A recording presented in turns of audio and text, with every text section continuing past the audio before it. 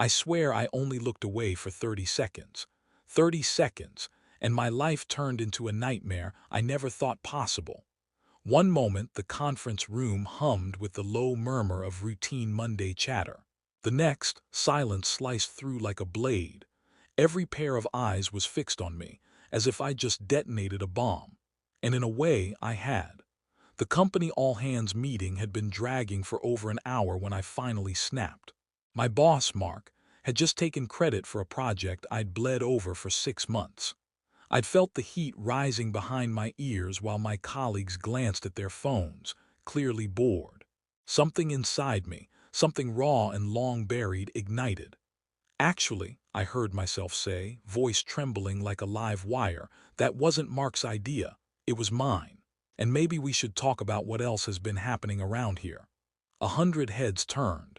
Even the HR rep blinked as if she'd misheard me. Mark's jaw tightened. The air thickened, charged like a storm front. "Excuse me," he said, his tone sugar-coated venom. "You heard me," I replied, heart pounding so loudly I could barely hear my own words. The room wasn't just silent, it was waiting. For weeks I'd been collecting proof, screenshots, emails, a trail of accidental omissions from Mark's updates to the executives. He'd stolen my ideas before, but this time he'd pushed too far. Every slight I'd swallowed came flooding back as I reached into my bag. "This," I said, dropping a folder onto the polished table, "is every instance of you taking credit for my work. And if you want, I can email it to the board right now." A murmur rippled through the room. Mark's confident mask cracked, just enough for me to see the panic flicker in his eyes. For a heartbeat, it felt like I held the entire company in my palm. But Mark wasn't the type to crumble. He leaned forward, a dangerous smile curling. "Careful," he whispered, just loud enough for everyone to hear. "You think you know the game you're playing." That smile chilled me, because in that instant I knew he had cards I hadn't seen. Later that afternoon, I found out what he meant. My inbox pinged with a single email. No subject, no signature, just a single attachment. It was a recording, my voice, distorted but unmistakable, making a comment I'd never made. A comment that could end my career. I froze, bile rising in my throat. Someone had spliced together audio from old meetings, creating a perfect deepfake of me saying something vile about the CEO. My heart hammered as I replayed it, each second confirming the nightmare. Mark's follow-up email arrived seconds later. "Nice move in the meeting. Let's chat about your future."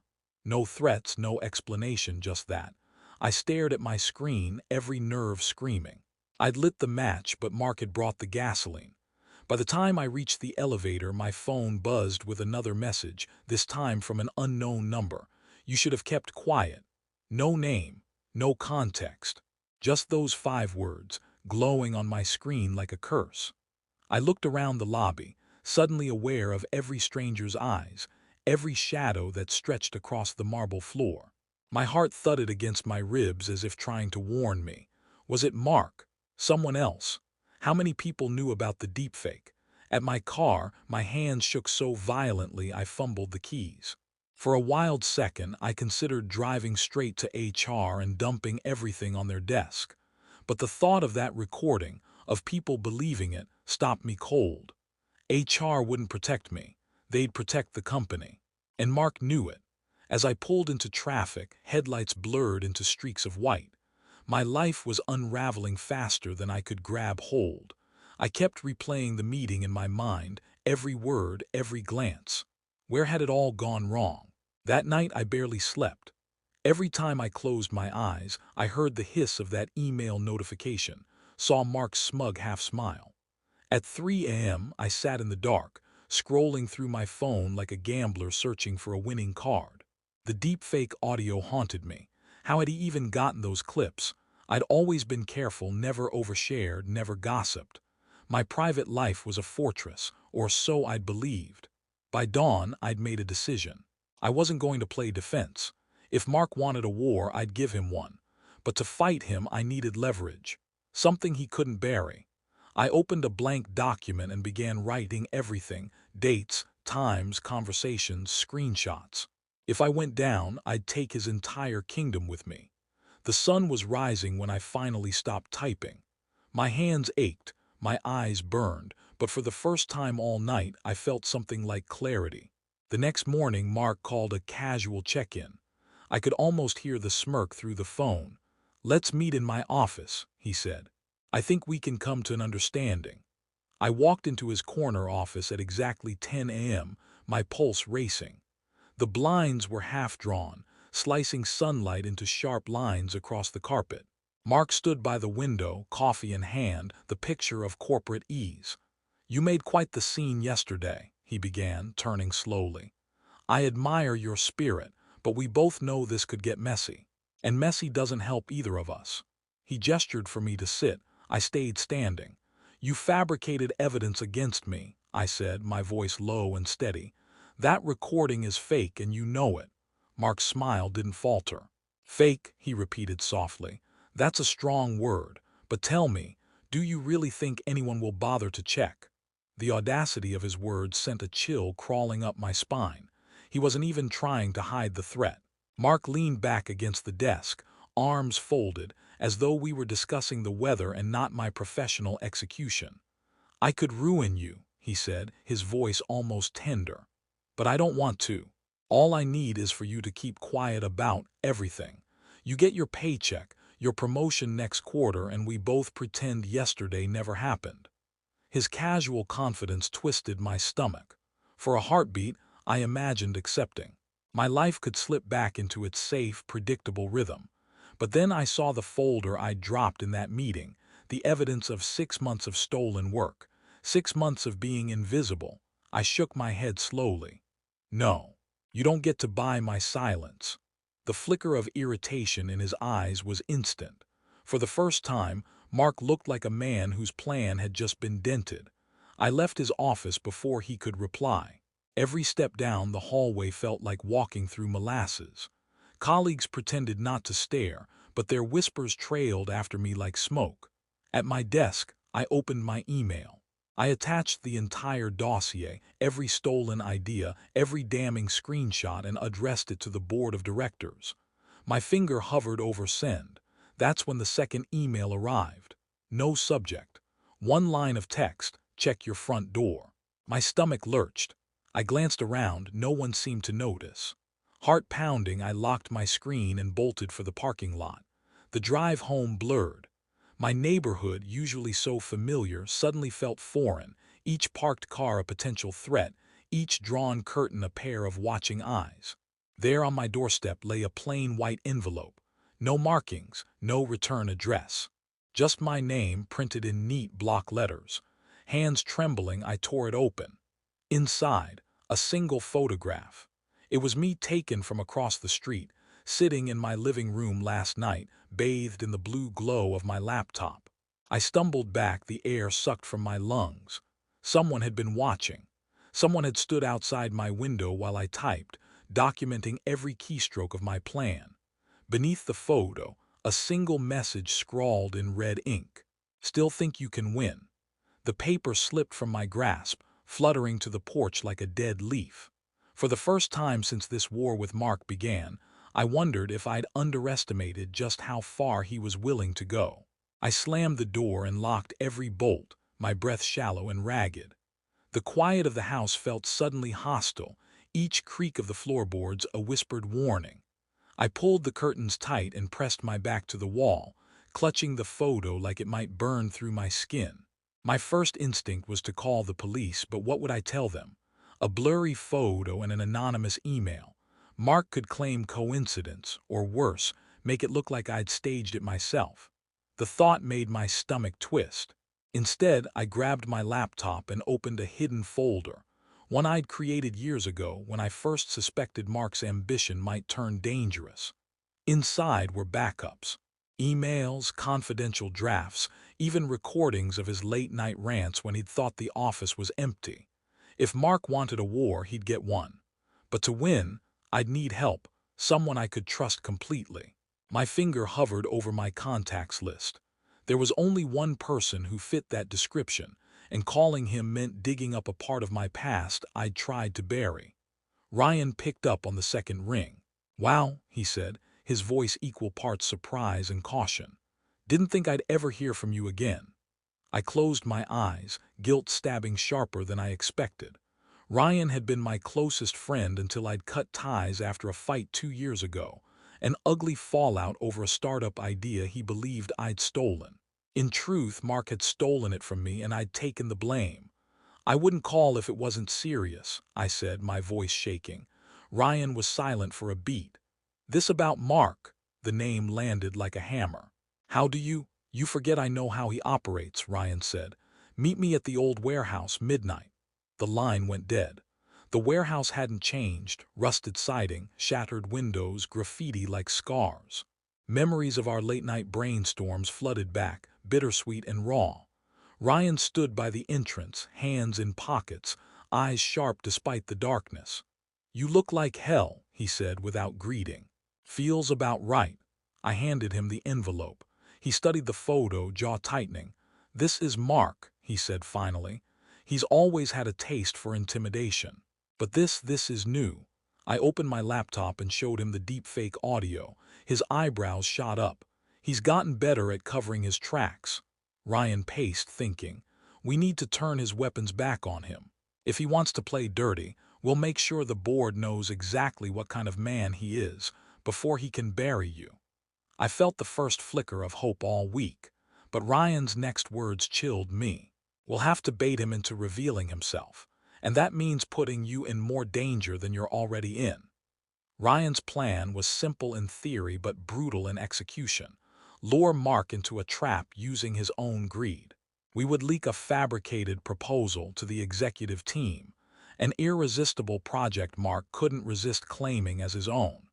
If he took the bait, we'd catch him in real time with proof of theft. But to make it work, I had to become the bait. That meant sending Mark a private draft of the proposal, pretending it was an early, confidential version of a billion-dollar strategy. It was dangerous. If he sensed even a hint of setup, he'd tighten the noose with the deepfake or worse. Ryan typed furiously, crafting a document so polished it gleamed. "He won't be able to help himself," Ryan said. "Mark's ego is his Achilles heel. He always believes he's the smartest man in the room." I swallowed the rising fear. "And if he sees through it?" Ryan's eyes met mine, unflinching. "Then we find out just how far he'll go to silence you." I sent the email at 8:17 p.m. sharp, subject line, "Preliminary draft confidential."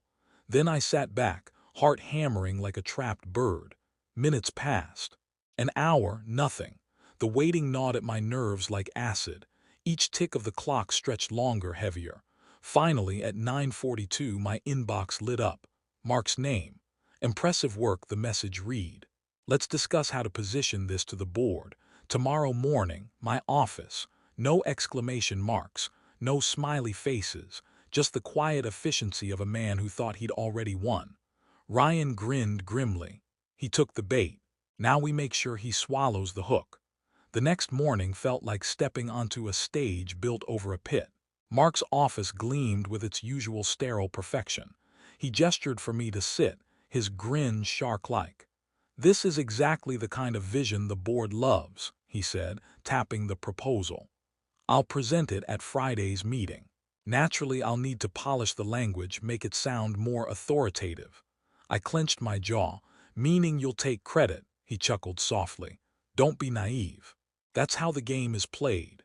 Hidden in my bag, Ryan's miniature recorder blinked red, capturing every word. When I slid the printed draft across the desk, Mark's eyes gleamed with the kind of hunger that blinds men. "With this," he said, "we'll both be untouchable." I forced a smile, even as my stomach turned to ice. Mark didn't know that this time the trap was closing on him. By Friday morning, the boardroom buzzed with anticipation. Executives shuffled papers and exchanged polite greetings, unaware of the quiet storm brewing beneath the surface. I sat near the end of the long mahogany table, palms damp, heart thrumming like a war drum. Mark strode in with the confidence of a man who believed the world was his stage. He placed the proposal at the head of the table and began his pitch. His voice, smooth and commanding, rolled through the room as if he'd conceived every idea himself. I watched each director nod approvingly, every compliment a twist of the knife.